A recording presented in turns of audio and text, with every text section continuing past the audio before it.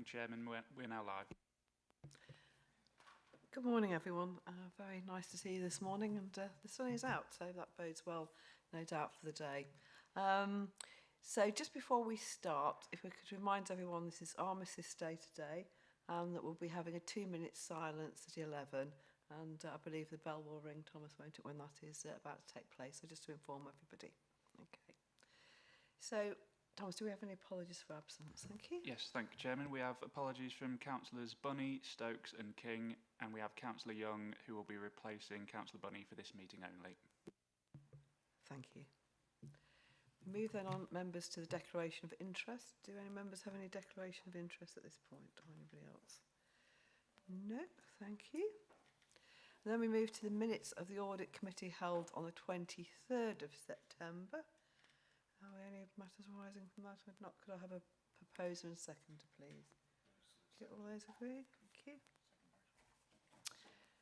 Okay, so we then move on to item 4, which is the update on the audit of accounts for Lincolnshire County Council and Lincolnshire Pension Fund for 23-24 and the proposed audit fee for 24-25.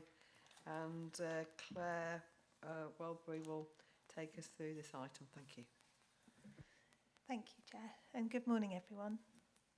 This report provides an update on the external audits of both Lincolnshire County Council and the Lincolnshire Pension Fund, and also sets out the proposed audit fees for 24-25. The report highlights any amendments made to the notes to the annual statements of accounts since they were last presented to the Audit Committee, and also outlines any uncorrected non-material audit misstatements highlighted during the course of the audits to date, as summarised within the year-end reports attached in the appendices.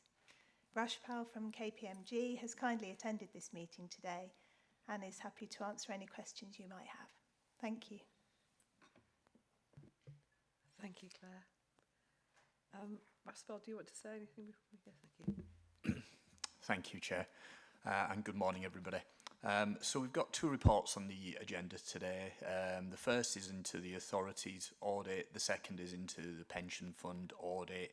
I'll take you over the key points in each of the reports, and then more than happy to take any questions through you, Chair.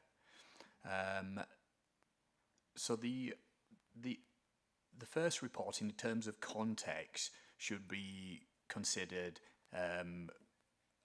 along with our previous communication. So you'll recall in the March Audit Committee we presented our audit plan where we set out our risks and our materiality, and in the July Audit Committee we presented our value for money risk assessment in terms of your arrangements to secure economy, efficiency and effectiveness in use of arrangements. This report effectively brings together results of our work and then takes us to a point where we're almost in a position to sign off. So in terms of status, we're in a position to issue clean audit opinions, a clean audit opinion on the authority's accounts, and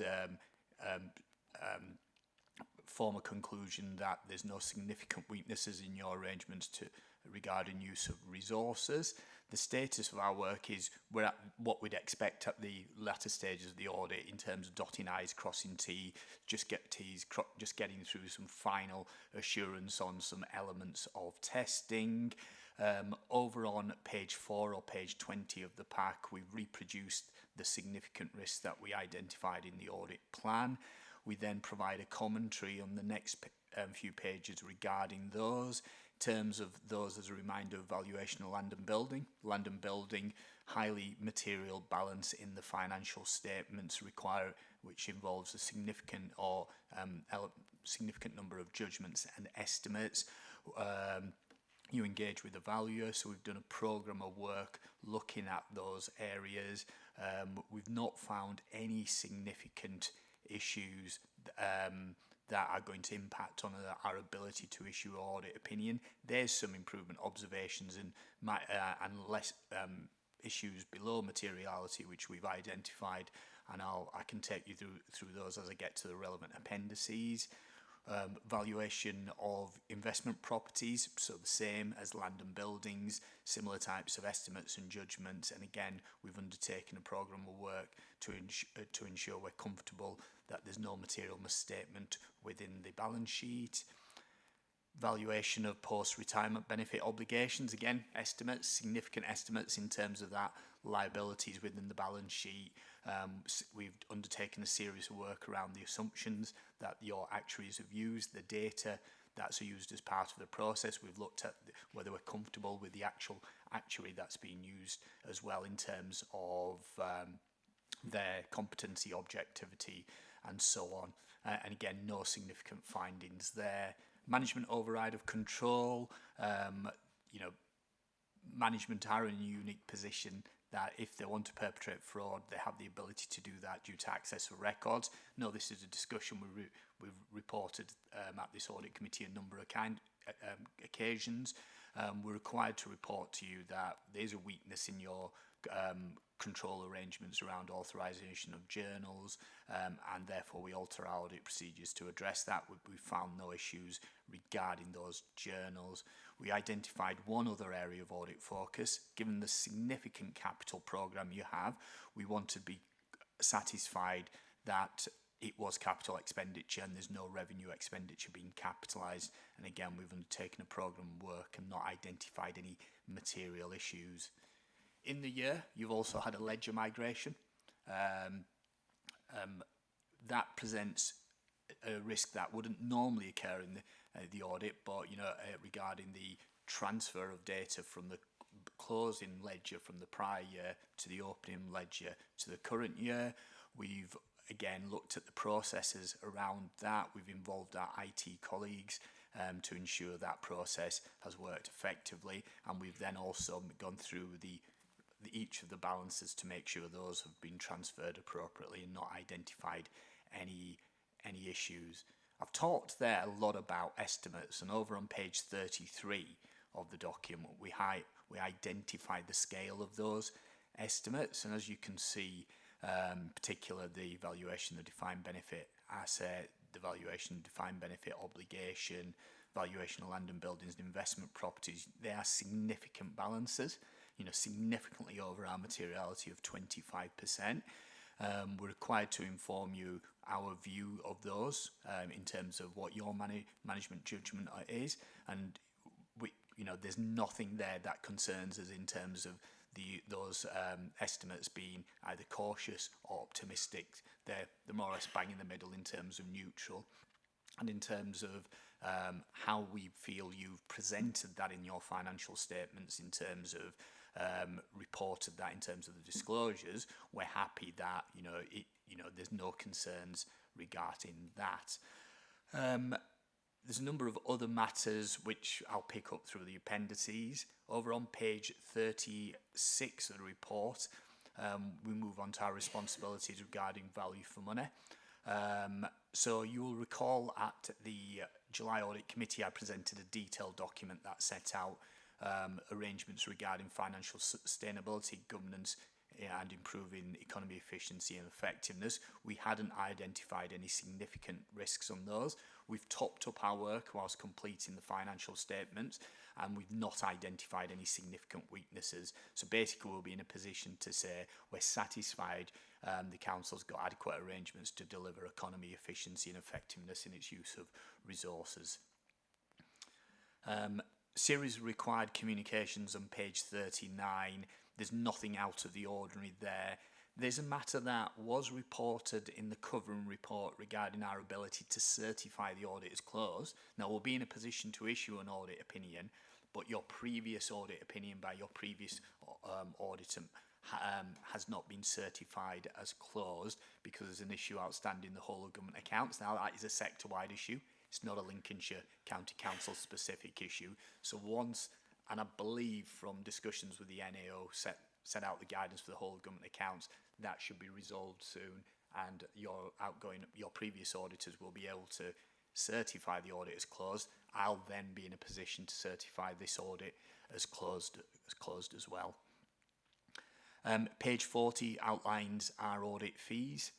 As reported in the audit plan, we have charged additional audit fees for the first for ISA 315 revised and ISA 240, so two new auditing standards. Those fees have been approved by PSA, so there's a check in the balance whether PSA confirmed those are reasonable.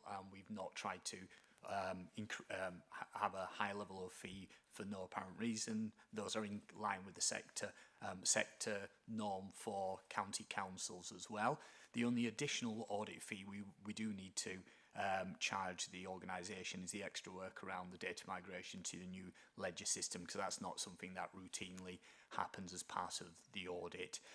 We'll be in the process of discussing those with management and reporting that when we report at the next audit committee, just to close the audit.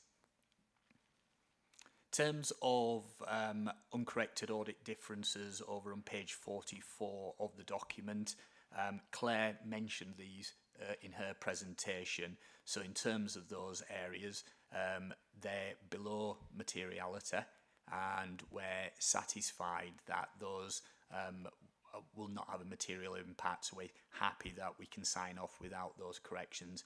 The second of those is actually only an error of £1,000, but because of the population was so big that we tested there, our software allows us to project an error. We've projected an error. We're happy that's below materiality. We can conclude on that basis.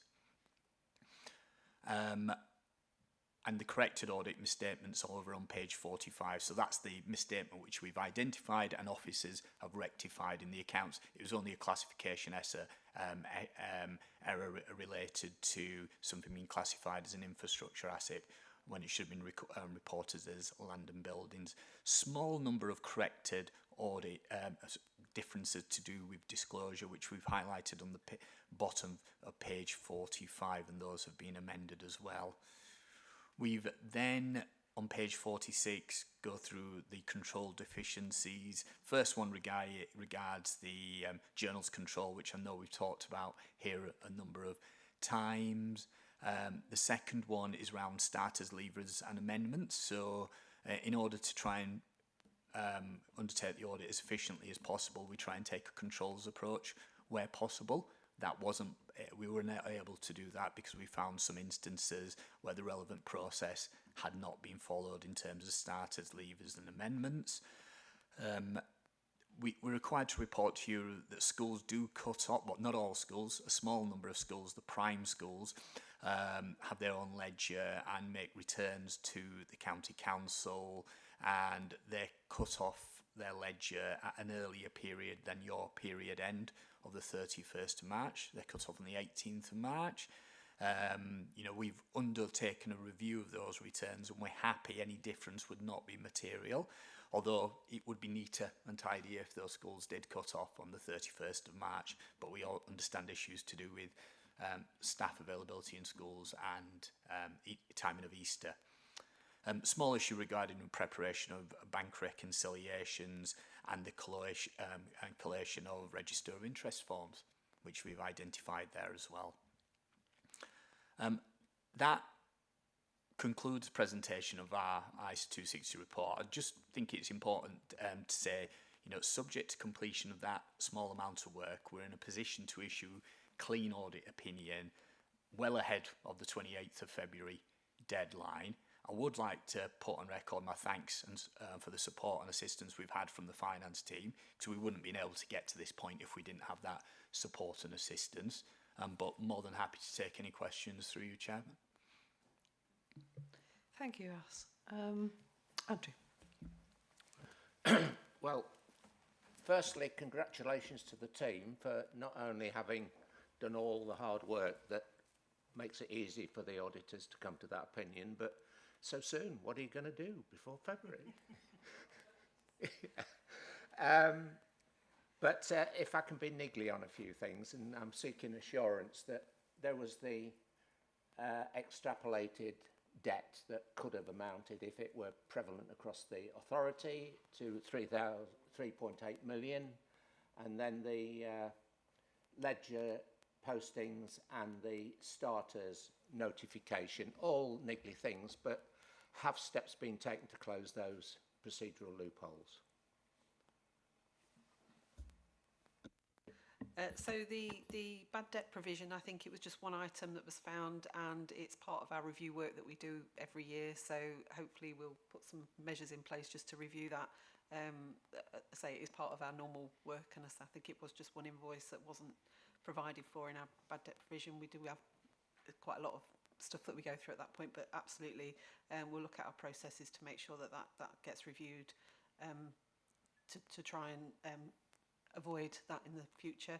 I think the starters process, it's one of the processes that came back to us from the cessation of the Serco contract and the movement to the new business world system. So it's subject to review at the moment and should be picked up through that route.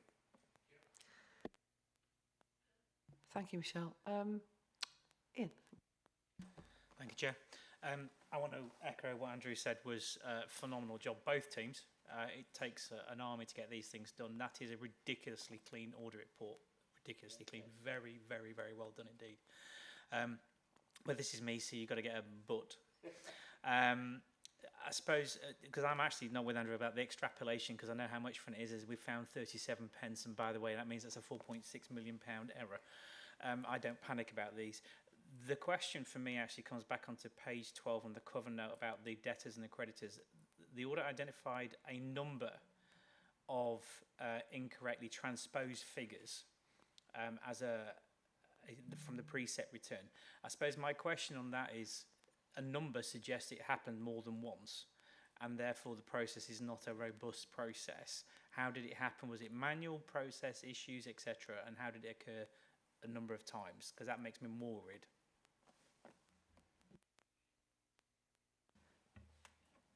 I believe it was a report that the Lincolnshire districts complete manually, and we asked for a credit to be in brackets.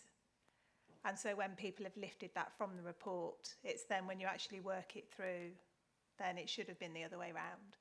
So it really just means us having a process in place to double check, because that's human error and that may happen going forward. We need to find a workaround to make sure that that doesn't happen again. I don't trust humans either as well, so that'd be great. Thank you, Ian, on that light note. Further questions to Claire and Ashford? No? Perhaps I could ask one, Ashford, if I could. On the preparation of the bank reconciliations, etc., obviously you consider that to be a relatively minor matter. Are you satisfied that that's been addressed post-year end? So Claire, I think, Michelle, if I want to ask you that. So I think part of the challenge was to do with the migration to the new system, and that caused some delay because we needed to get reports up and running and the new process up and running. So give some assurance that that process has been reviewed and the reports that we need requested through the new business world system. Thank you, Michelle. And if that concludes the members' questions, I just again like to reiterate the committee's thanks to the. Sorry, I should have said we also looked at the year-end report, the 31st of March 2024, and that wasn't a reoccurring feature. Yeah. Thank you so much. So again, I'd like to pass on the committee's thanks to our finance team, as Ian said, for assisting the external auditors and getting the reports out so early and with so few adjustments. So I think that's a very great accomplishment, and we thank you sincerely for that. Thank you. So we have the no further questions. If we have the recommendation on the report, so do I have a proposal? Seconder, please. All those in favour, thank you. Thank you. So if we can now move on to the next item, which is item 5, which is the counter fraud. Sorry, I do apologise. Yeah, sorry, I should have said I've got the pension fund report, so just a little bit more from me, so apologies for that. I'll try and be quick.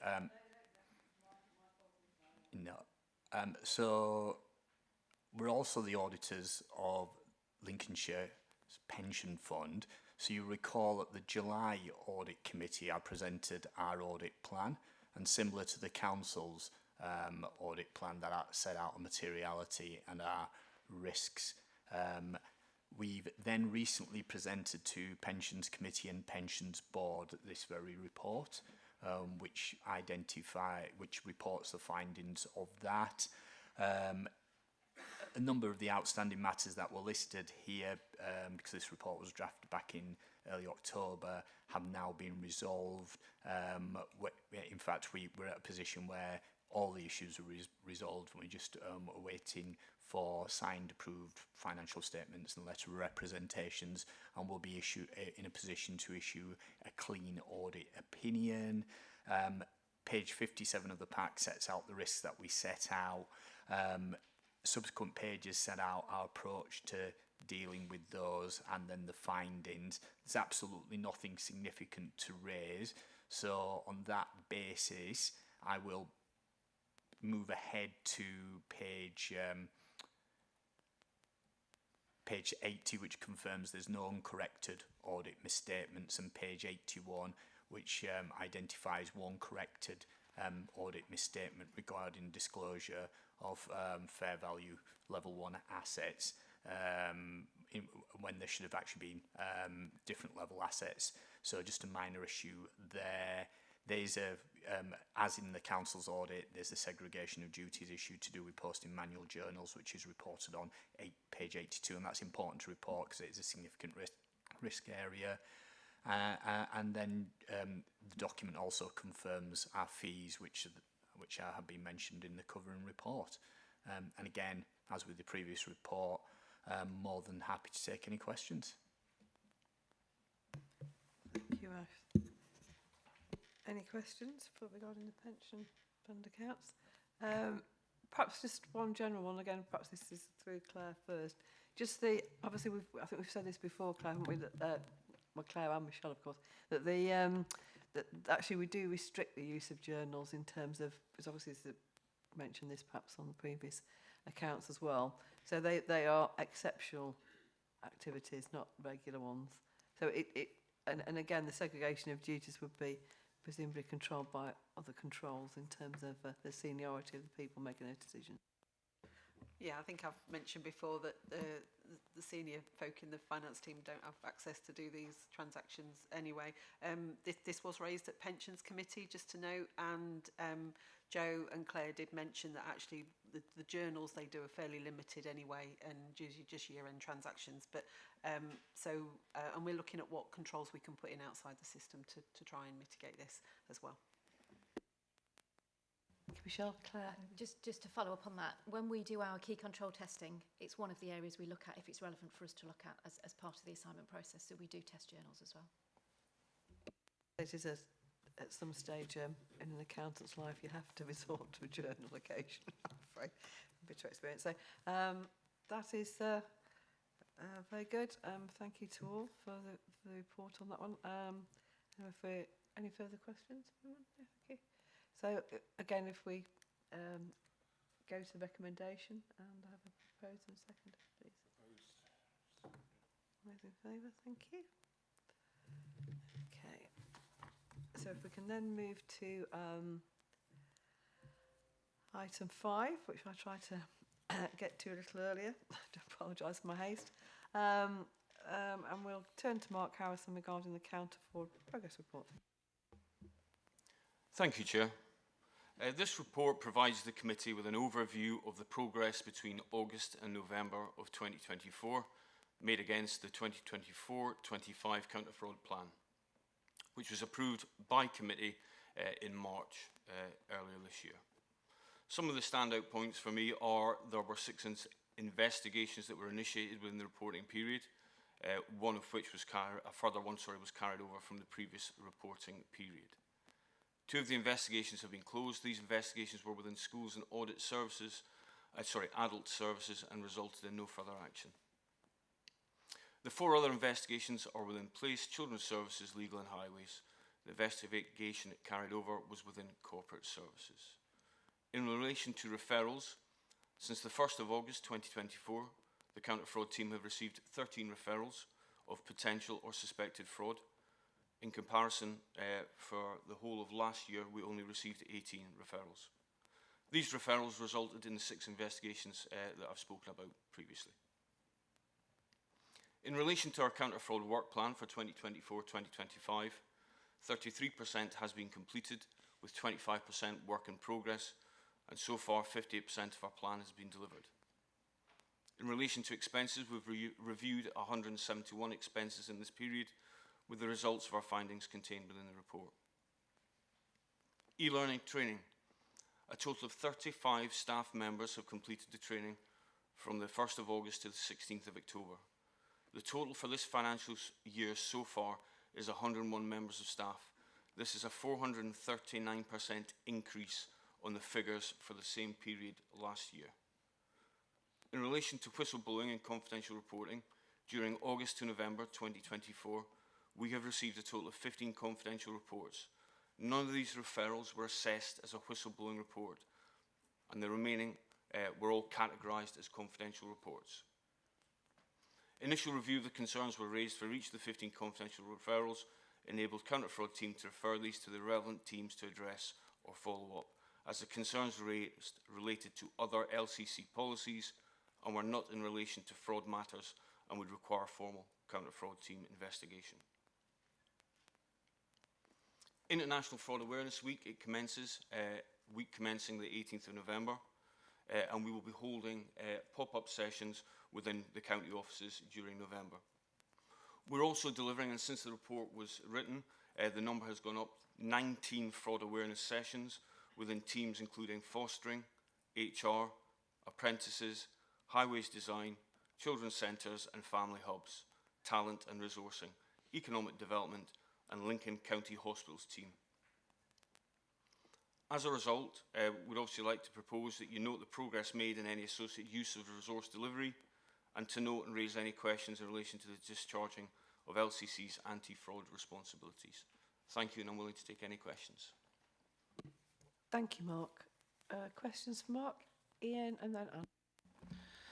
Thank you, Chair. I spoke to Mark earlier about this one. The main thing that grabbed my attention was on the expenses testing. Specifically, you're looking at about 50% of non-compliance in terms of policy. Now, that is a range of a spectrum of non-compliance. But the conversation we were having, which I think I'd like Mark to expand on, is what that looks like. Because there are consequences, not just in case of the fraud end, but there's actually cash implications for us when we have a look at VAT on receipts, etc., etc.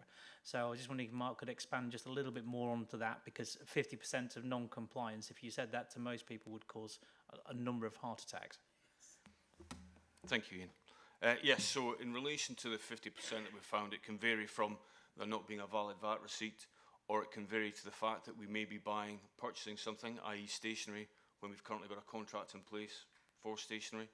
So it can be breaches to do with the policy. So what my team do is we will respond and we will clarify and send out to the manager that has approved those expenses, and we will copy them into the actual policy, what the policy states, and we will refer to them and ask them why, when they've approved it, why was it approved? Because it breaches the policy in whatever way it does.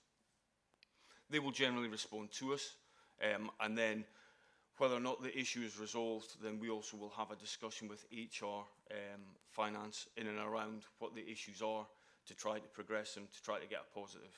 And I think probably what has been beneficial has been the fraud awareness sessions that we're currently conducting, because there's an awful lot of conversation around the issues that we find when we are doing this sort of sample testing. And the conversations that we're having with staff are really positive, where we're putting out the message that there's a potential loss when we are unable to claim the VAT. So therefore, if we look at their budgets, 20% of their budget, what would that allow them further to do? What staffing measures would allow that? What services would that allow them? And the penny seems to be dropping when we're having these conversations. Just to follow up on that, I think in terms of presentation or contextual information for this committee as well, and also potentially could reuse for the business, when you looked at those non-compliance elements, as you said, is if a third of those are VAT receipts, like you say, that feeds into the training element of this one. But contextually, then that starts looking for each of these segments of non-compliance, what that might lead to in terms of pure cash not being available or going out of the door. Like you say, if you're going through, you're buying your own stationery, etc. If we know we've got a good commercial contract, what do they normally save? So it starts putting a price tag on here rather than the total value of the claims made. Actually, this is the size of the prize. And I think that thing for me is the bigger push, which allows you to go out to the business as well as the training. It doesn't have to be formal training. The answer is, do you know? And that can be dispersed a lot more and a lot more accessible to people to say is, this is basically what we're leaking. Now, I know you may not want to put that message out to people in a particular just blunderbuss kind of way, but I think for this committee, the understanding of the size of the prize would be a helpful add, please, if we could include that. Oh, we will, Ian, thank you. Thank you, Ian.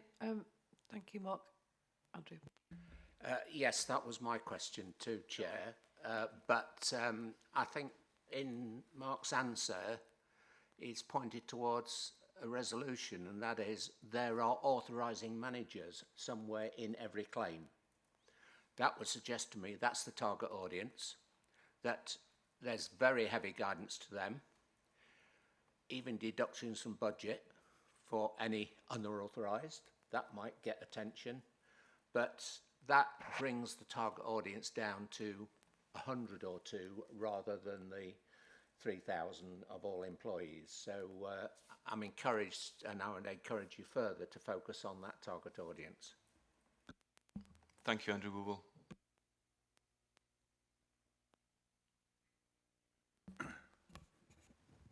Thank you, Chairman. I just wanted to develop the 2 questions that have already been raised.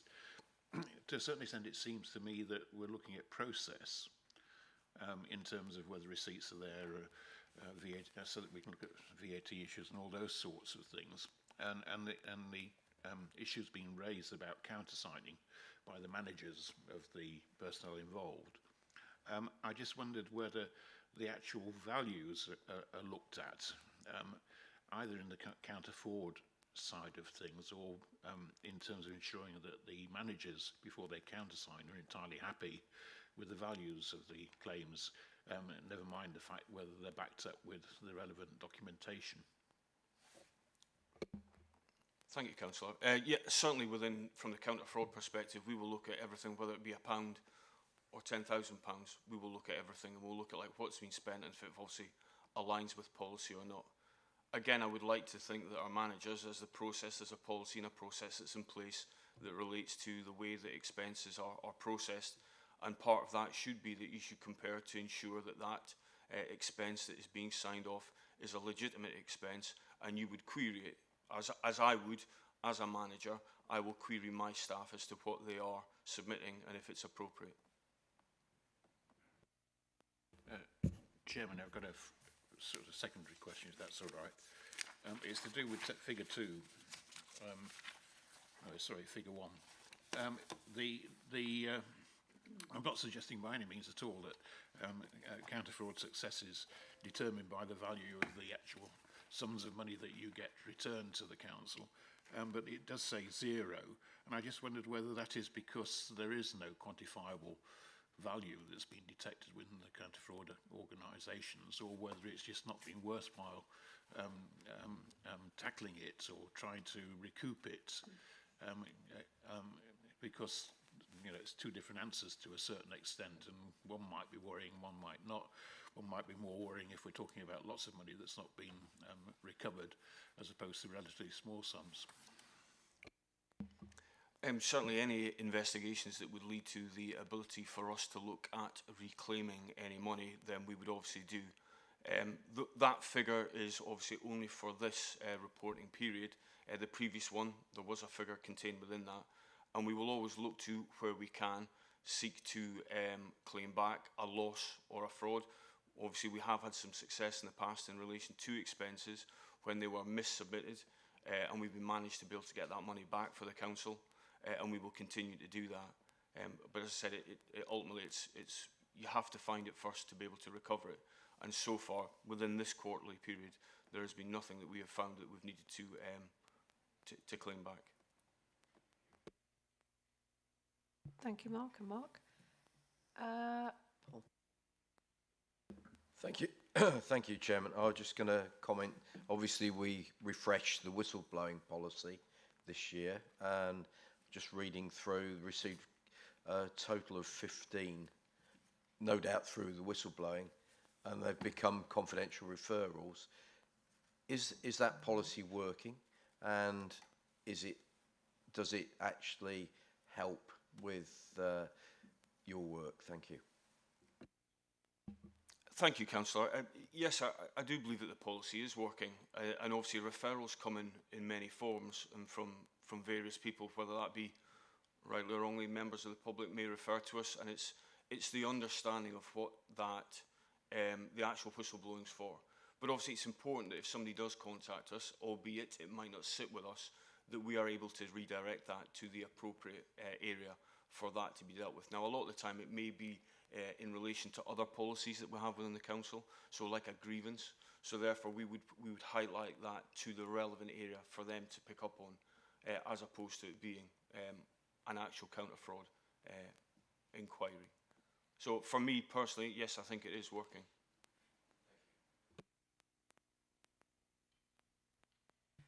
Thank you, Paul. Thank you, Mark. Any further questions to Mark? No. Just one mark from me, if that's possible.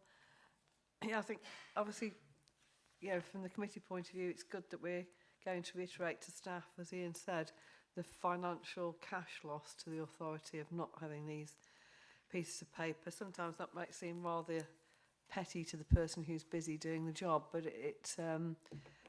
even to the extent of getting a receipt and having a VAT number on it, because without that you cannot claim that back. And some outlets, it can be quite difficult getting a proper back receipt out of them, or just getting a card receipt, something that isn't enough. So we're encouraged by your efforts to raise awareness of that. So I think people don't do that maliciously at all. Perhaps in most cases, or any case, it's just an understanding and issue when you're busy, I think, and it's something perhaps people want to have in the forefront of the mind as soon as they get that receipt. And good news on the report, I think, and thank you. Andrew, you want to come? Well, that triggers a follow-up, and a follow-up ask of you, Mark. In your next report, or the next one after that, can you give us the percentage of expense claims that are not compliant or compliant? Because I'd like to see that 50% down towards 10% after all your training and messages being sent. Yes, we'll put that in the next report. Thank you. Thank you, Andrew. Thank you, Mark. Yes, that would be very helpful if we could have that information next time, Mark. Thank you once again. Any further questions? No? So if we could go to the recommendation, if I can have a proposer and seconder, please. All those in favour? Thank you. So if we can then move on to the update on the education travel budget assurance. I think something we've discussed previously, and that's the consequence of having this report from Mike Reid with us today. So I'll hand over to Mike Reid, if that's possible. Thank you. Thank you, Chair. Good morning, everyone. So this report highlights the issues around the education travel budget and sets out the actions being taken to mitigate the risks around spend escalation. Before I go through the kind of salient points, I think it's worth not losing sight of the fact that we do successfully transport 19,000 passengers around the county every day with very few incidences. And these pressures around the budget, they're not unique to Lincolnshire. I think it's fair to say that every authority in the country has this as a significant problem. And it's not a problem just around travel, it is a problem around school placement as well, which obviously has budget implications for children's services. So in terms of risks, the main risks which are difficult to control are around population, inflation and operator numbers. In terms of population, special educational needs allocation has escalated in the last few years. In the last 8 years, the number of children that have been designated as SEN needs have significantly doubled, And this then means that the extra kind of support that the children have has a financial consequence. So for many of these cases, for many of these children, they can't go on local buses, they can't go on the bus network. We would like them to, but where they have this extra level of support, we have to allocate them within taxis or 8-seater minibuses. So it is the main area of concern for us in terms of budget, and that's because 25% of our passengers really that allocates 76% of the spend. So it is a significant problem. It's an area that we're aware that we need to kind of redress. In mitigating this, we are having better discussions with Children's Services, not just to looking at the actual transport provision, but also the placement of school designated places where the schools are built, where the specialist hubs are, and it's something that will be a long-term strategic discussion, but Children's Services are very much involved in that discussion. So that's around the population, which obviously is difficult to control, but we can try and put measures in place. In terms of inflation, that's a national issue with any kind of contracted service.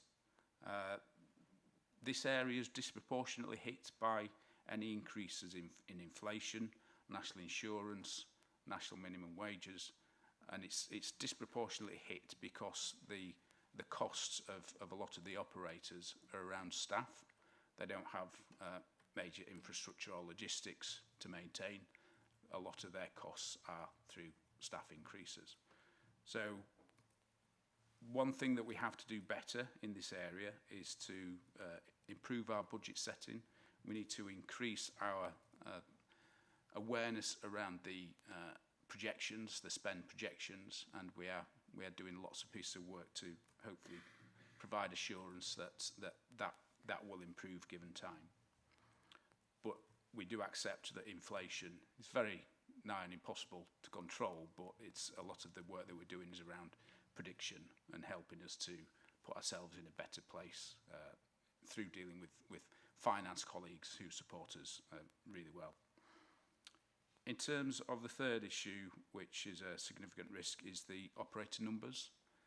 Now, this is not so much a problem in larger towns or more heavily populated areas. We do have quite good coverage, but of the 360 suppliers, a lot of the outlying areas, parts of the county, we don't have a big level of supplier uptake where we go out for contracts in rural areas.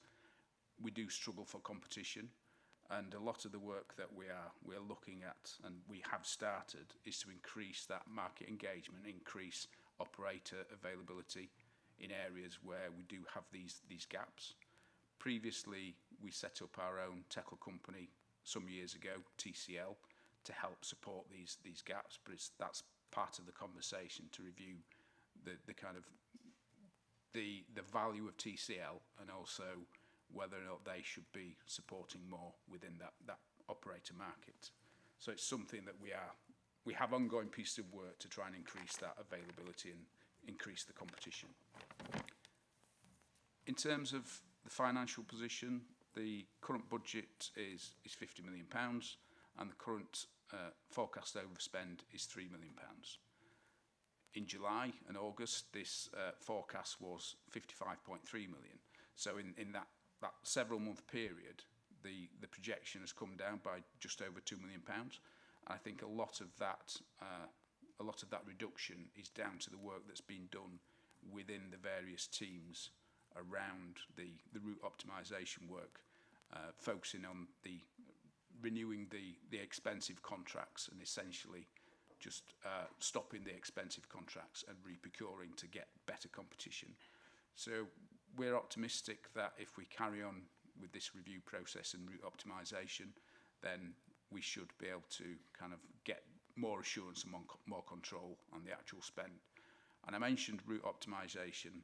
For those that are not aware, it's a case where we look at the loan transport element and vehicles which could have a greater capacity and amalgamate different contracts we don't want children going to school in a taxi by themselves.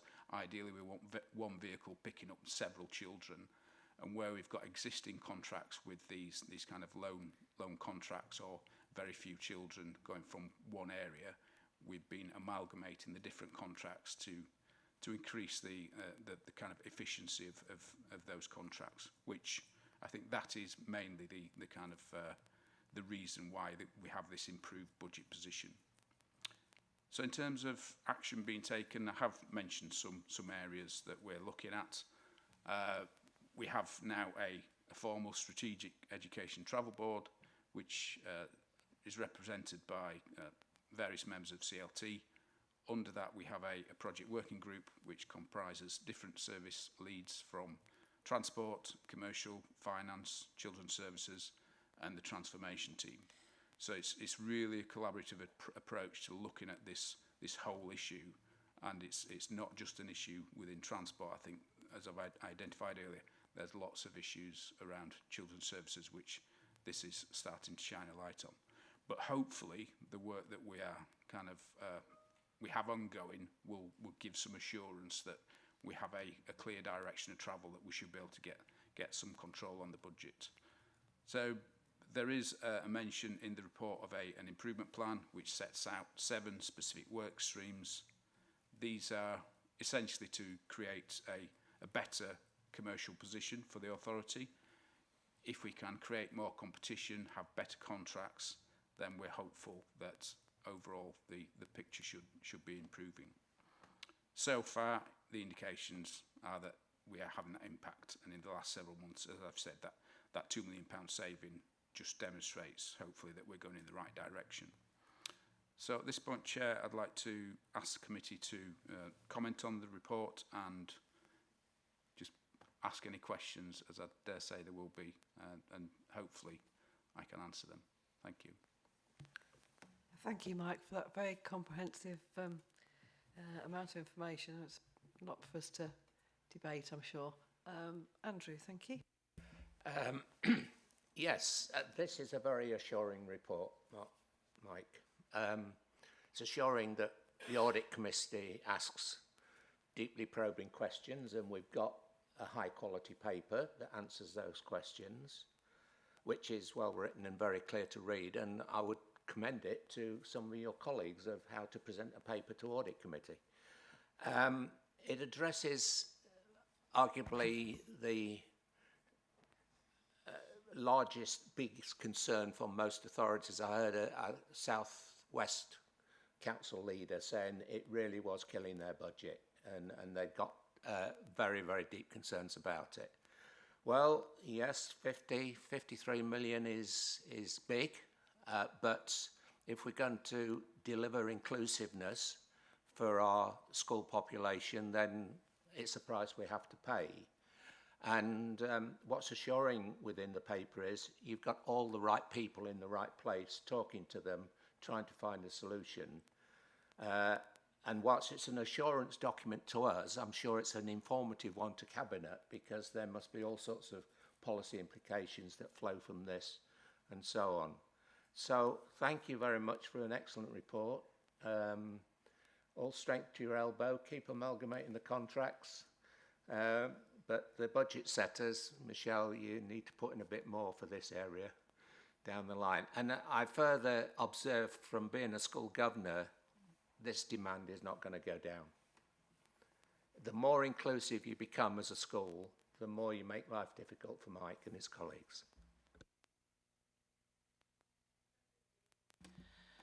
Thank you. And again, I'm minded just to say, bear in mind this is the Audit Committee and the Risk Committee, so we are not in a position to do anything other than to have a look, as Andrew said, for assurance point of view. The rest will go into council and they'll make policy decisions. There's 2 things that intrigued me about this, that prompted me. One is the fact that, as you said, so full disclosure, my son is autistic and ADHD as well, and used taxi service and based in Gainsborough. So I know how much of an impact that has on his ability to access education, and is invaluable. And just for facts, he's now in his 4th year doing a masters in sports physio in Bradford, so it works. Historically, we were not spending as much. So what happened to those? Is it the fact that we have more SEN children as a risk, therefore this trajectory is concluding? Or is it the fact that we're identifying them more happens and the fact they just weren't getting the support before? So if that is the case, then this risk profile, as we say, is going to continue. It may not be in a straight line, it may not be linear, but that's going to be an interesting impact for me. That's probably more of an observation. The second thing for me is the bit that we can control, as you say, is the availability of supply. In terms of, are we clear as from the risk mitigation point of view, is what stops increased provision at a price that we're happy to pay in terms of making the provision available. We've alluded to it in terms of the planning, we've alluded to it in terms of the vehicle availability. Is there other options available? For example, are there ways of incentivising? Do we understand the availability of supply may come from the parents themselves and it's too expensive for them to ship children directly to the school? What is it? So I think the thing for me is the question on risk is, how are we tackling that supply risk? What are we doing to make sure that we understand we can get the supply if we need it? Because I think you guys have done some fantastic stuff, especially like bang for buck. But that's the bit that I'm intrigued on from a risk management point of view. Does that make sense? Thank you. Yes, I think to your first comment around SEN numbers, I don't think the benchmark on how we are assessing and moving children, what level we're providing has changed. The policy's been quite stable for many years now. I think it is simply the number of cases that are coming forward. And it is something which I know government are looking at possible legislation changes because it is becoming such a significant issue.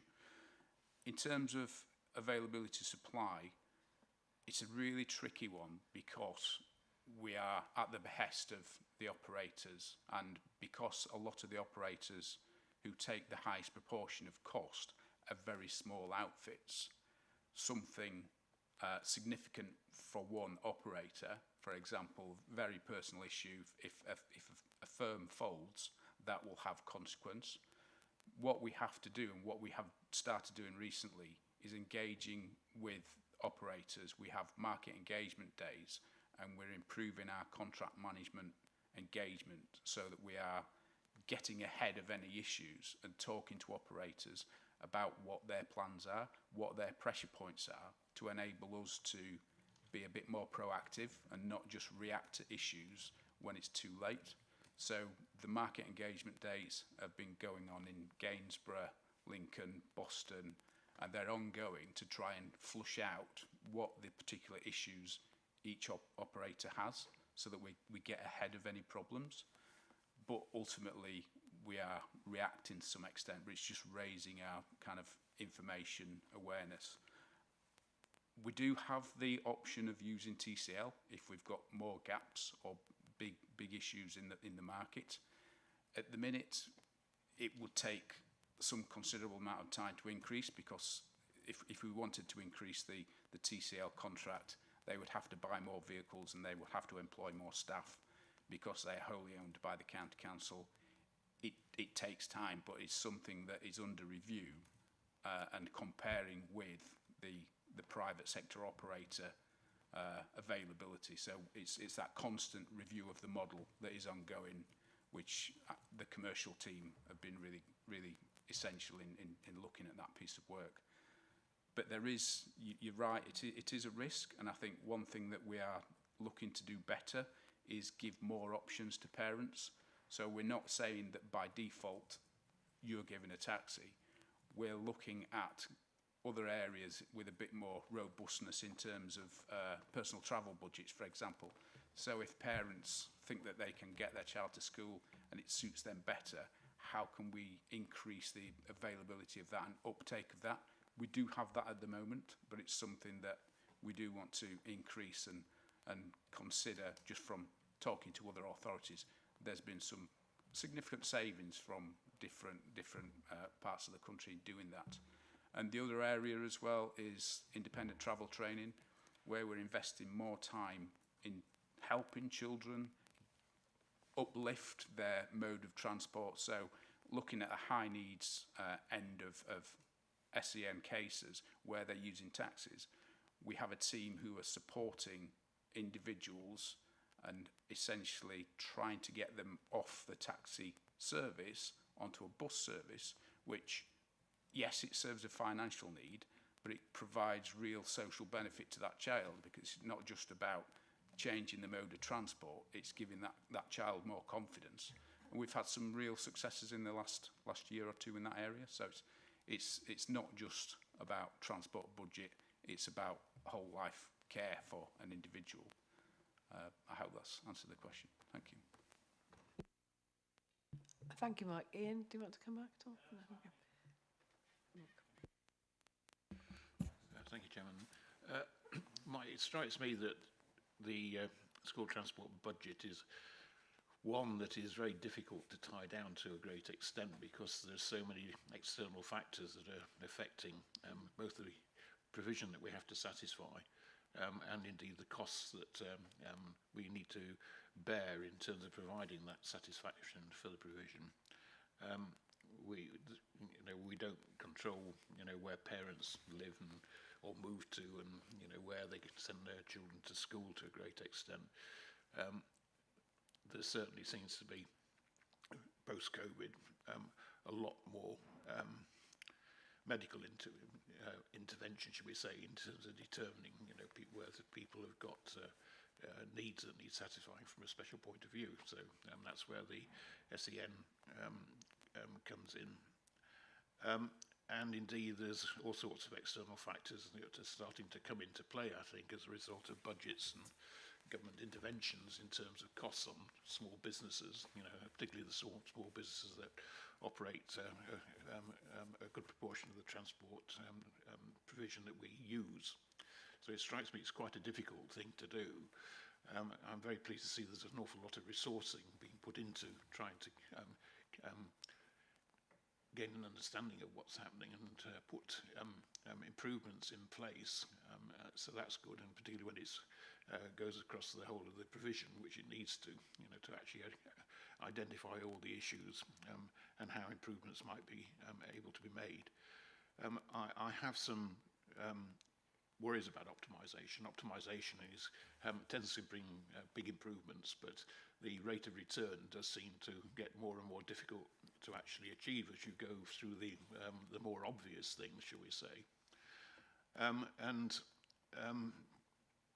There are uncertainties or risks, I think, associated where we are at the moment regarding the actual number of students that might need it and the provision that we have to satisfy.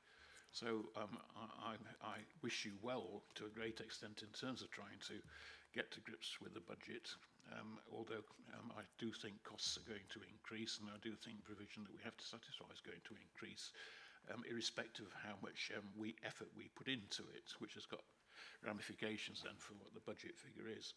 I would like to see another report in 6 months or something like that, particularly as we get towards the new school year, with whatever that brings about in terms of additional costs to this committee, so that we can see, that we do seem to have some degree of control over the budget, and give us some comfort as a result of that.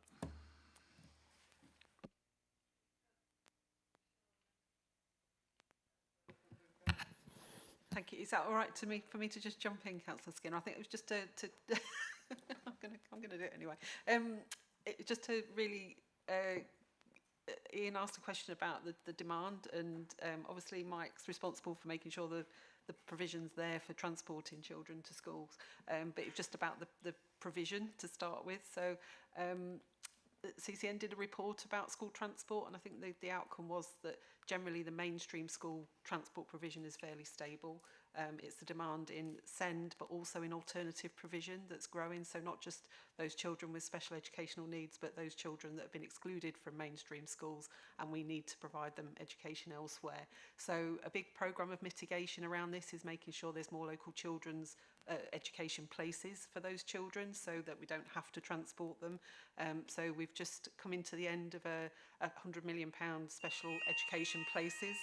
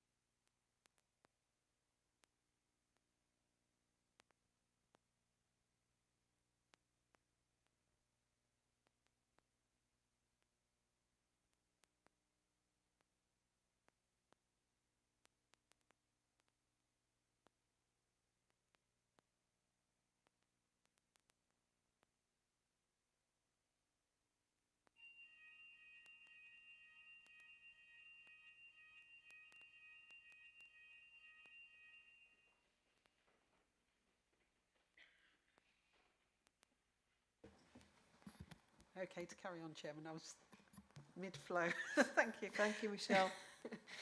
So just to again, to provide that assurance that we're looking at the issue of placements as well as obviously the need to manage the transport to those placements. We've just finished the specialist school provision phase 1. That was £100 million programme through the capital to increase special school places.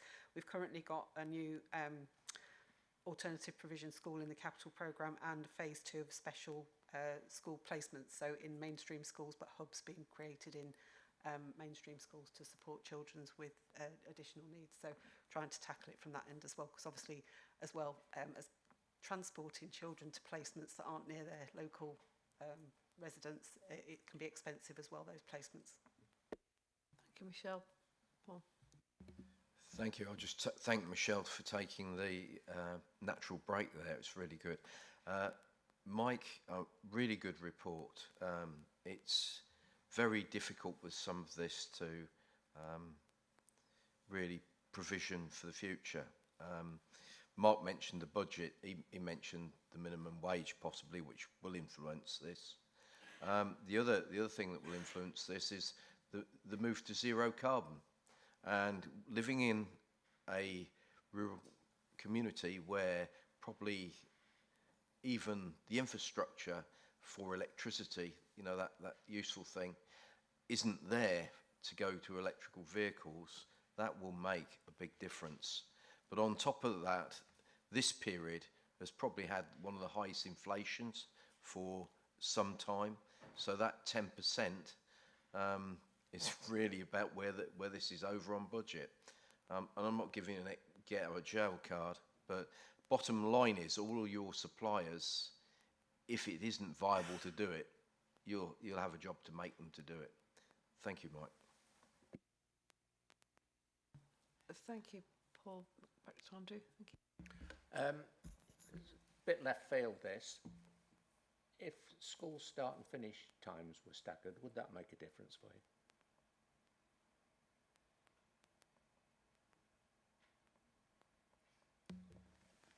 Interesting question. Without reviewing the whole model, it may make life more difficult. So bottom line is we can't say at this point in time. But what interesting that Michelle mentioned the issue with alternative provision.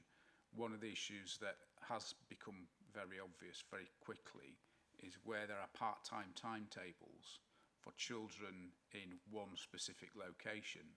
When they're coming and going at different parts of the day, that creates a situation where a single child is in a single taxi. So what we're doing with those alternative provision sites is talking to having a more fixed timetable where we can amalgamate the contracts and have children using the service at the same time, so we don't have essentially taxis ferrying throughout the day. The bigger question you just mentioned about timetables, it will be reliant on the operators and essentially what will be best for them, but I think there might be some legislative challenges in children's services if they wanted to implement any change in that area. Thank you. Thank you all. Thank you, Mike, again. Any further questions for Mike? Peter? Yep. Thank you, Chair. It seems to me that you've come up with a couple of what I would call just business ideas to save money. And it's looking at best part of £3 million. And we were £3 million, going to be £3 million over budget. If these initiatives were looked at 18 months, 2 year, 3 year ago, we would be saving that money. I'm just wondering, it seems late in the day to come up with two fairly straightforward initiatives to work on to save money. I just wonder why it's taken a balloon in the budget to come up with this.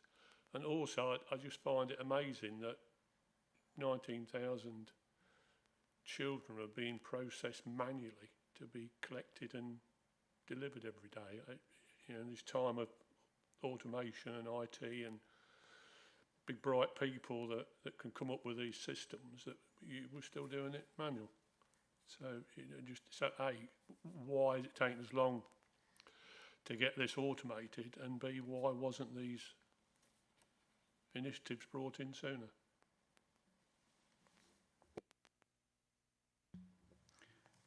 It's difficult to comment because I've only been in post for 7 months. I think these are issues that have gradually crept up and become more significant in the last couple of years, but I think a lot of the attention within the teams, within transport services, is around ensuring that children get to school safely every day. And I think it's been a shift of focus from purely around providing that service and that social need to actually think about the business as well as those issues. So you're correct, it could have taken place sooner, but I think we have to start somewhere, and I can't really comment why this wasn't done several years ago. Maybe it's just become more of a significant issue with the budgets hitting a certain point. And in terms of the manual kind of allocation of transport, we do use various computer systems to actually place children in transport. However, we do still have to make a human assessment of what we receive, particularly from SEN allocation, what we receive from children's services, to establish if we're getting the correct level of care. And at the minute, it's not a box ticking exercise, because there are very human aspects to these children's lives that we have to have professionals who cast an eye on a lot of these cases. A lot of the children in mainstream, that is easy to process and it isn't purely manual, but we still have to have that possible interaction with parents and children and schools to talk about what is the best for that child. And it is a very human conversation that we need to have, because each parent has certain anxiety about their children getting to school legitimately, and we can't fully automate that process. However, we are talking to our IT provider about what systems we have and where we can improve them, where we can create smoother processes, what is the art of the possible. So that is part of the piece of work to take out as much of the manual intervention as possible, but we'll always have that need, because these cases, that we're not talking about mass numbers of children that they're all the same. We all know that children are very different, and these cases that we're considering have very specific needs. Okay, thank you. Thank you, Mike. Thank you, Peter, for that question. Just a couple for me, if that's okay, Mike. I think just harking back to what Mark and Ian touched on as well is the upcoming increased costs vis-a-vis the increase of the minimum wage coming through from next tax year, and also the increases in national insurance, because that is going to be unbelievably difficult for some of these companies to manage. We're talking about tens of thousands of pounds on some small businesses, or much more on larger ones, and managing the cash flow of that and everything can be very complicated. And like we said, in terms of restrictions on the supply of the ultimate transport product because of pressures in rural areas and things like that, is only going to be exacerbated. And also turning to, so that's got some probably quite serious budget implications going forward, because it will be budget implications for us as well as those providers, because they're going to have to somehow restrict their supply or pass on the costs. And the other issue is the TECL, 2CL or whatever, regarding bringing some more transport into that company. Because I think, I understand from probably conversations I've had in the past that those sort of arrangements will not be permitted now in terms of the council having a standalone company to deliver these services that was instituted before. So I wondered if you could just comment on those two things. Thank you. Just in terms of, I'll take the second one first. TCL, we have the head of commercial, assistant director for commercial, who is carrying out a review of what they do against the original business case of why they were set up. It's something that she's doing it in conjunction with looking at the existing operator market, so we can make that comparison and look at, if we increase the amount of work that TCL are doing with the private sector, whether that should then have that increased payback to ourselves. If TCL grows, for example, and does more work with the private sector, which they're not doing at the moment, that should bring down the unit price of TCL. So at the moment, TCL can't compete in some areas because taxi operators, minibus operators are working throughout the day. When they're not doing education travel, they're taking people into town, they're working for different businesses. TCL at the moment are purely working for Call Connect and education travel. If they do other pieces of work, their prices should become more efficient, and that may open up some opportunities, hence that review of the business. In terms of the costs, I think you're right, it is about the pass on of those costs. It's very difficult to manage inflation. I think if the top economists can't, if the Bank of England, top economists find it difficult with inflation and dealing with any mitigation, then we're going to struggle. But I think the area of work that we're doing with Michelle's team is to give us that better foresight of what's going to happen, what's coming down the road. So even if we don't control it, we can predict it better. And in having the discussions and the market engagement with different operators, we can raise awareness both sides as to what the real pressure points are. And as I alluded to earlier, if we can help reduce anything and mitigate costs and just alleviate any concerns with operators, we will do that. But ultimately, the bottom line is we will have to pay what we will have to pay, because this is a statutory service that we have to provide. But in improving the competition in the market, then hopefully that will reduce some of the costs. Thank you. Michelle, would you like to make any comment on the budgetary aspects of this? I know, because ultimately that's what it'll boil down to, I think. Yeah, so the national insurance changes and national living wage is something that will obviously impact us directly as an employer, but we also recognise that it'll impact a lot of our contracts, transport being one of them, social care contracts and a number of contracts that we deliver. So we're currently going through a method of how we look at what the overall impact for the council will be on that, and we'll probably hold some of that in contingency to make sure that we're making enough budgetary provision for that.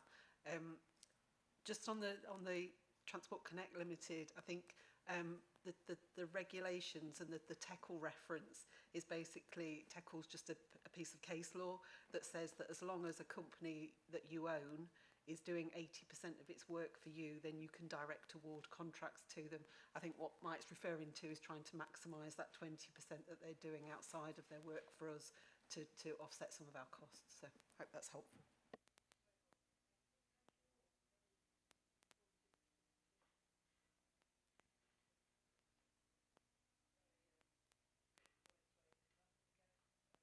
We're going to have to sort of look to that budget setting next time and the cost pressures that the service is going to face, both from demand and supply as well. So we have the recommendation. Do I have a proposed and seconder? Thank you. All those in favour? Thank you. So if we can then move on to item 7, which is the Greater Lincolnshire Devolution Programme, the Adult Skills Fund Readiness. So I'll pass to Thea Croxall to go through this with us. Thank you. Thank you. Good morning, everybody, and thank you for including this paper on today's agenda. So this report provides background information and an overview of early activity to meet the requirements of the Department for Education to devolve the Adult Skills Fund from the 1st of August 2026 as part of the Greater Lincolnshire Devolution Deal. And just for background information as well, the Adult Skills Fund is one of a number of funding streams delivering adult education programmes to adults aged 19 and over in Greater Lincolnshire. So the overall Adult Skills Fund for Greater Lincolnshire is circa £18.8 million, so that's per year, and it consists of 3 ring-fenced funding amounts to deliver, firstly, non-qualification courses, secondly, basic skills and vocational qualification programmes up to level 2, and then thirdly, the more advanced level 3 qualifications. So devolution of the Adult Skills Fund will enable Greater Lincolnshire to better align provision with local needs, to pilot and implement innovative activities, to focus on key local sectors, to target disadvantaged groups via uplifts, and to prioritise qualification levels that are beneficial to economic growth. As I've outlined in the paper, in order for the funding to be released to Greater Lincolnshire for the combined authority to manage, we need to meet strict readiness conditions and demonstrate to the Department for Education that we have the necessary infrastructure, expertise and controls in place. We appreciate the support of the Internal Audit Service in helping to provide that assurance.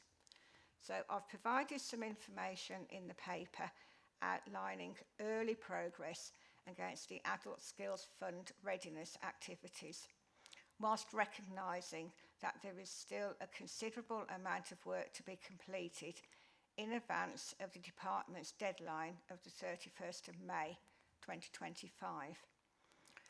The inaugural meeting of the Employment and Skills Sounding Board, which includes member representation from the 3 upper tier authorities, took place last week.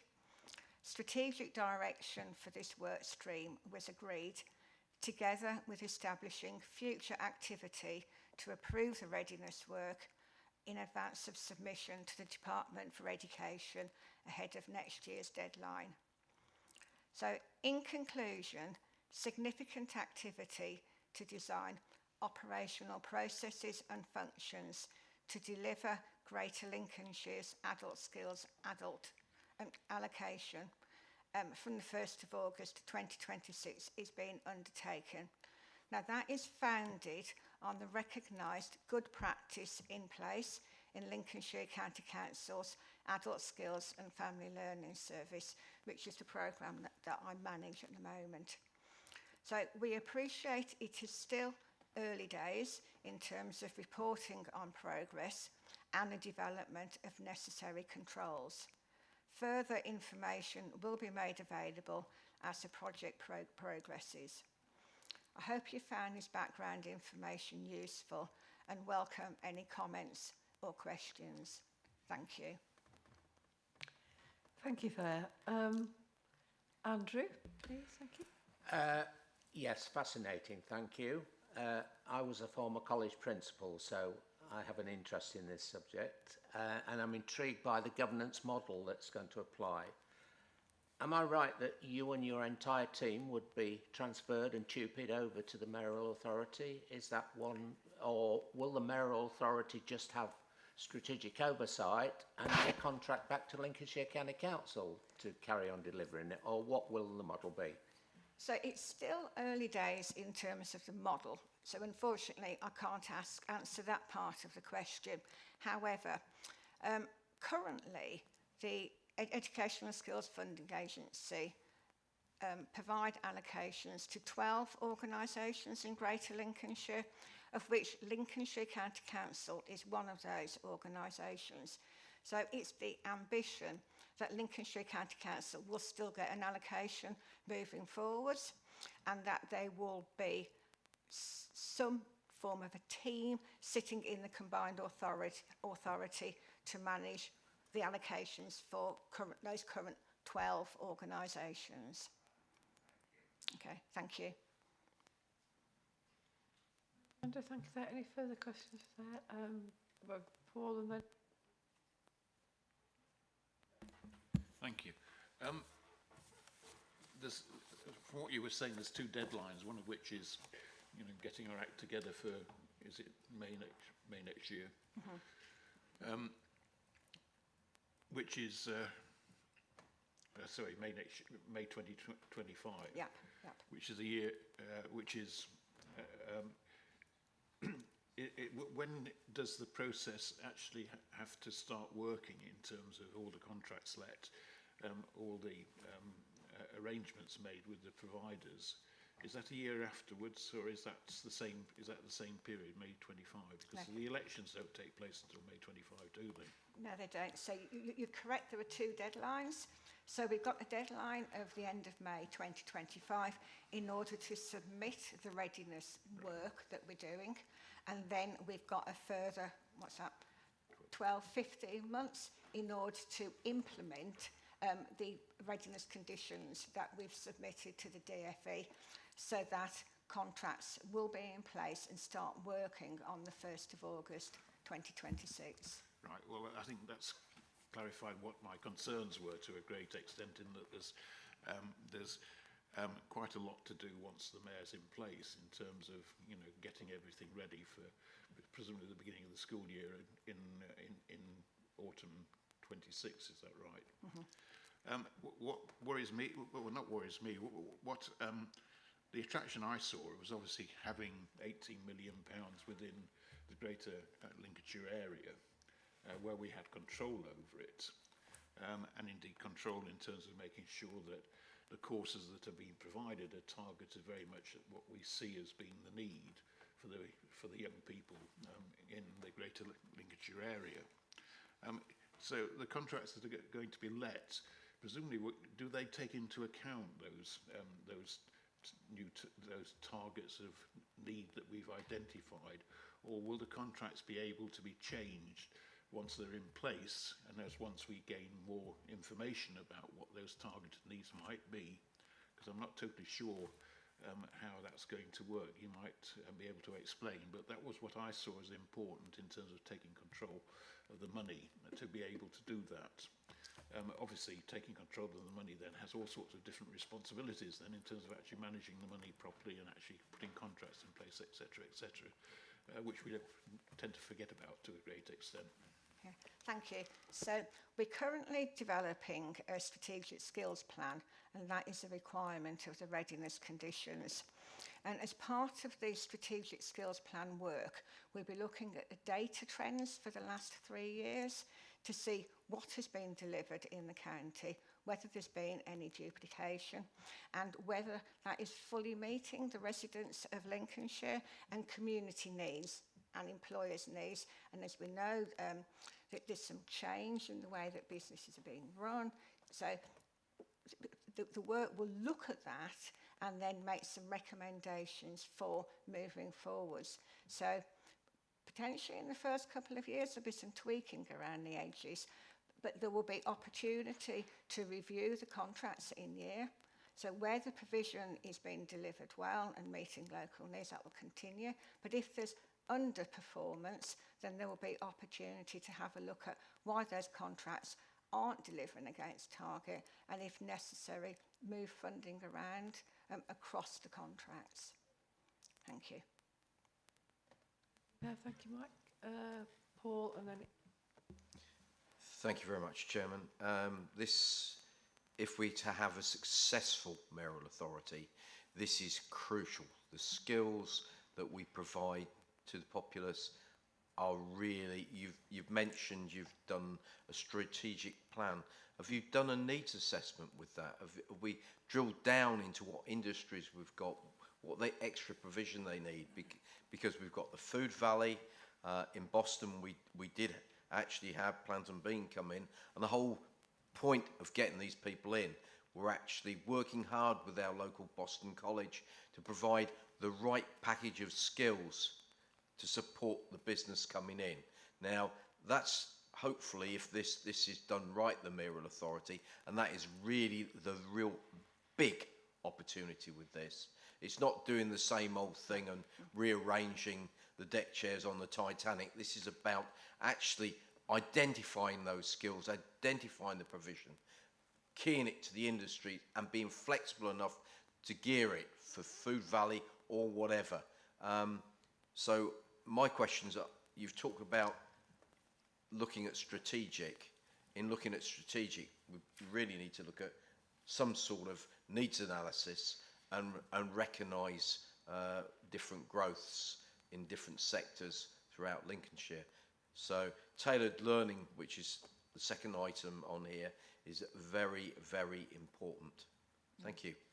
Yeah, thank you. And just to reassure you, yes, a needs analysis is being undertaken as part of the strategic skills plan, as well as consultation with the colleges who are currently delivering against the allocation, as well as our independent training providers and residents as well. Obviously, in that time within Boston, we've had a new engineering building which is delivering degree standard engineering. We've got the logistics to match what's happening within the area, and there needs to be many more examples if Lincolnshire is to get its right place in the country and attract the funding, etc. Thank you. Yeah, and Shelley, just going back on that, this funding provides an opportunity to develop a pipeline of learners for that provision, in order to be able to progress up to, as you say, to degree level provision. Yet we are really excited about it. Thank you.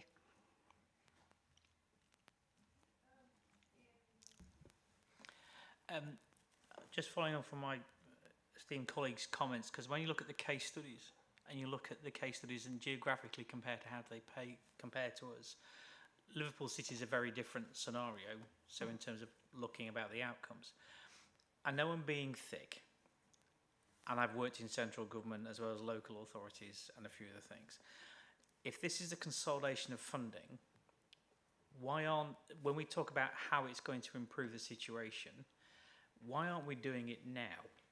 Why does it take this activity to consolidate for us to come up with this, and therefore how much of an improvement will it be? So therefore, why is it, the challenge for me is sitting here from a risk perspective, is that putting it all together, what's the improvement of the situation from risk and outcomes and delivery, if the answer is, why haven't we started it already? And I think that's my question when it comes to any taxpayers' money. And I've worked in government, so I was Department for Education, Home Office, HMRC, everybody else you hate, I was in there. And this is the bit for me when we look at this, is when you start putting things together, is why will that deliver a better service at a lower risk? Okay, thank you. So Lincolnshire County Council currently gets just over £2 million of that £18.8 million. We subcontract that, most of that £2 million to 24 training providers across Lincolnshire. We have an overall plan in order to ensure there is no duplication in there and that we are meeting the strategic objectives of our governing body, which is our learning board. We've recently been inspected by Ofsted, who are very complimentary about the way the programme works and its strategic intent.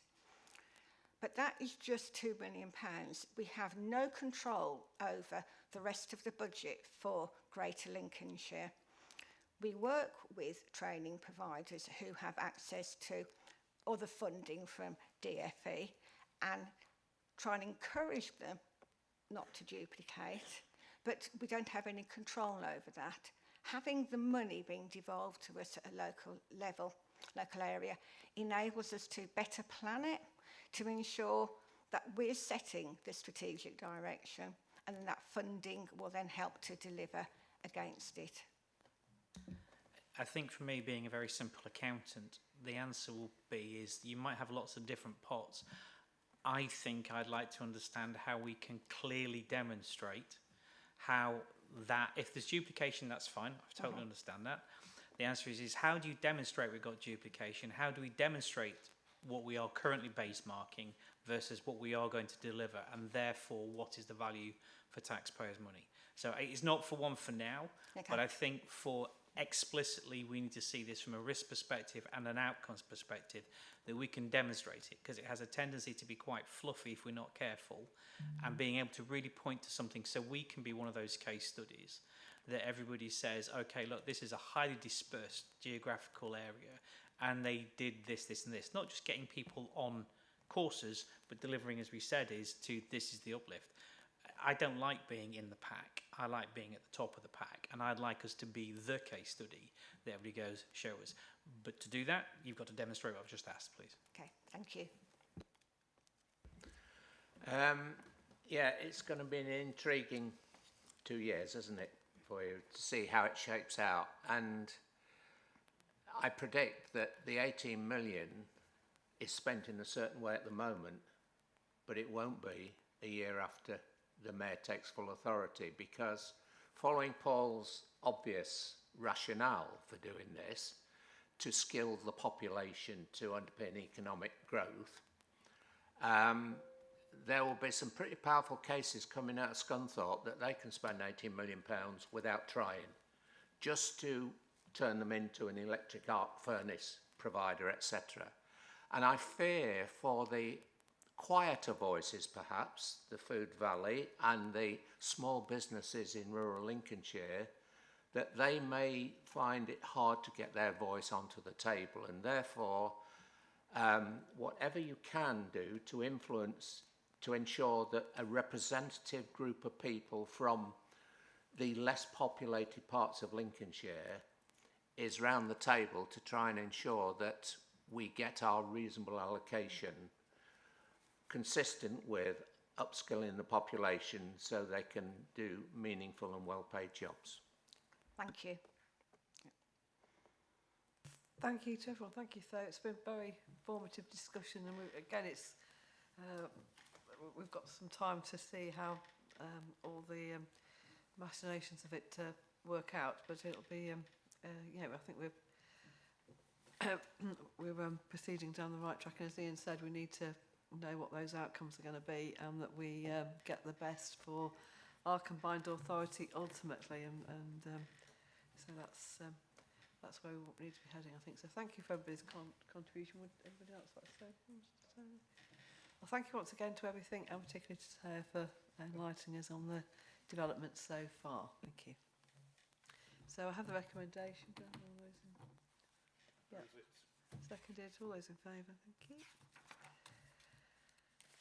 So if we move on to item 8, which is the Horizon Scanning Trends and Risks, and I'll pass over to Claire, please. Thank you, Claire.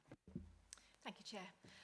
So this is a summary document which pulls together the trends, the risks and the aspects that are impacting across the public sector in a whole, with slightly more refined focus on local authorities. The report is broken down into themed sections, and those themed sections align with the frequency reported within the formal reports that were the background source for this. The purpose is for committee members to note the areas of growth, risk growth, and utilise the themes and inform your questioning and awareness in preparation for the combined risk reporting, which takes place at the next committee meeting in February. Very happy to take any questions on any content within the report.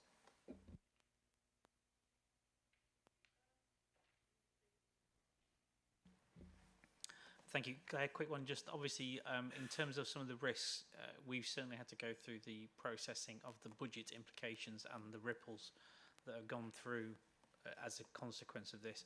Are you happy that budget wash has gone through these sets, and in terms of changing the dynamic proportions, speed? So, for example, the national insurance ERS and everything else, we suddenly start stacking. People are starting to make not as informed decisions as I'd like them to around budget and delivery. Are you happy from a risk perspective there isn't another dimension coming in given the budget? I think it would be silly to say there wouldn't be. So this was drafted prior to the budget being released, and I think it would make perfect sense for that to be considered as a risk across the council until we've had a chance to review that in its entirety and the implications moving forwards.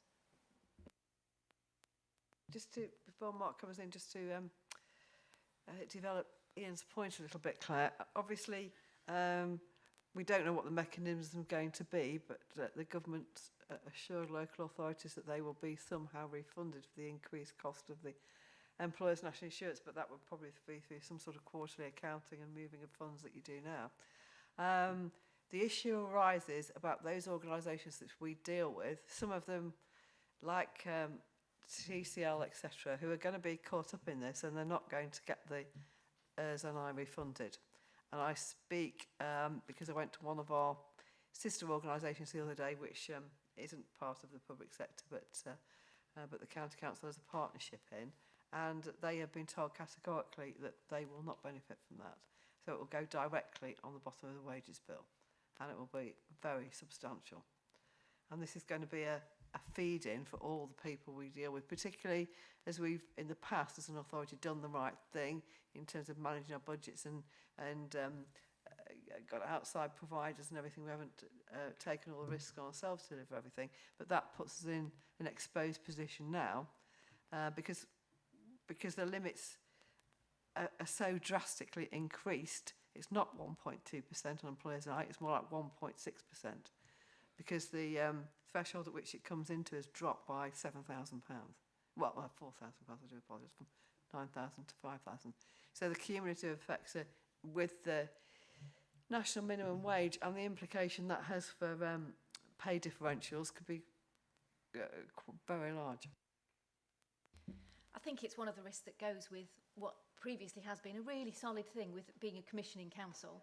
I think that that's the other side of it with the circumstances that we've found ourselves in. So absolutely agree.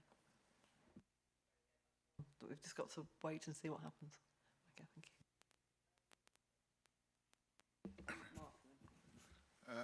Thank you, but I'm not totally sure, but I think the question I was going to raise has been answered in terms of the questions that were put forward by Ian and the chairman, because I was just going to make a comment about the situation that we find ourselves in and all the things that are happening in terms of elections in America and budgets in the UK and ramifications of one government on another, never mind all the wars, etc., etc., etc. Does seem to mean to me, that the risks as a volume of different things is just getting bigger and bigger and bigger, and some of them are very difficult to actually get to grips with. And I just wanted to point out that fact and to have some assurance from the officers, you know, that you might not have the answers, but at least you have the same understanding as me. But I think you probably answered that to a certain extent already.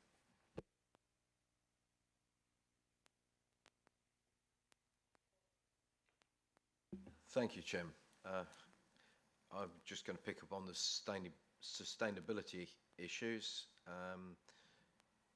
You know, with the environment, social and governance bit, that's really, really lots of pressure.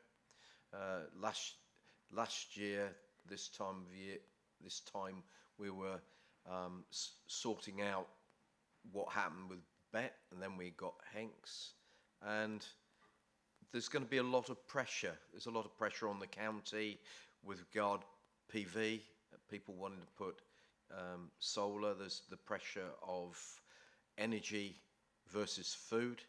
There's quite a lot of large acreage dedicated to growing of energy crops at the moment, and sustainability and, you know, carbon footprint. It's a major thing. Is it all right to take in foods from all over the world? Because there's some kind of fundamental questions around. Just because you can afford to go and buy it there doesn't mean to say it's right for that population. There's actually the cost of getting it here, both financially and carbon footprint. There's a whole lot of issues in there. It talks about rising temperatures. We've got quite a lot of different plants that are turning up in different parts of our country.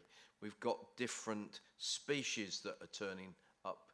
You know, when we're protecting our environment, what actually are we protecting? There's some lots of big risk questions to there, but bottom line is we also need to maintain what we've got, and at the moment we're not getting the investment in this county to keep our drainage right, the main rivers as they should be, as they were originally designed, and they're the sort of things that are a major risk to us going forward. So energy, food, and actually keeping our feet dry. Thank you. Thank you. And I think that's the purpose of the paper, is to get you thinking about those wider risks, so that when we do that session next time we meet in February, that's already in the back of your mind, so you're starting to think about it. So thank you for your comments. I'd just like to add, just take the food issue up that Paul mentioned, because we are a food producing county. We're second largest landmass in terms of the county area in the country, if you take Greater Lincolnshire in its totality. And the nature of the food industry at the moment requires a certain amount of just-in-time production and everything else. It's very price sensitive. It's not only sensitive to sort of weather conditions, but it's very sensitive to taxation and those sort of things. And this needs people to think outside the box and to think how one thing affects another, particularly in terms of, say, recent discussions regarding taxation policy and for the rural economy, because it could have, if you get it wrong, it could have absolutely devastating effects on some of our small towns and villages. I mean, you'd be looking at something that looked similar to what happened when the pits were closed in Nottinghamshire and Yorkshire, and I know precisely what that happened, because I had clients who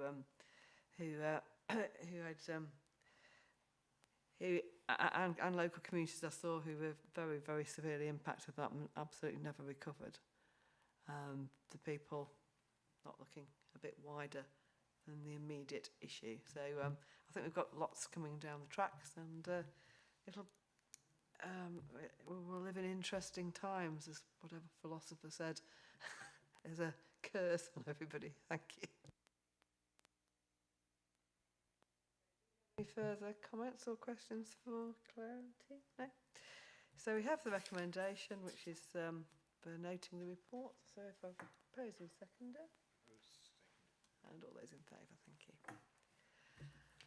And then we come to our final item, which is looking for audit work plan, and I will pass over to Claire once again. Thank you, Chair.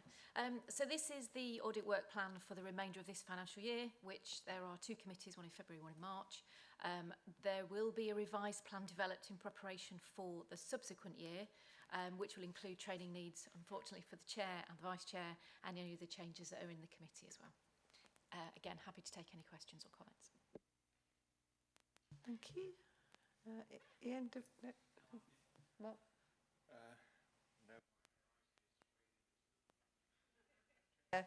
Mark and Eyes Horizon's very limited. We won't be with you after May, but no, looking ahead, no, I think we're quite happy with the work programme, I think, aren't we? So thank you to Claire and colleagues, and thank you to everybody for coming today. And we have concluded substantially earlier perhaps than we usually do, and we do have a training at 2, Claire, don't we? Time for ample opportunity for lunch and everything. In the meantime, so we'll see you at 2 o'clock. Thank you.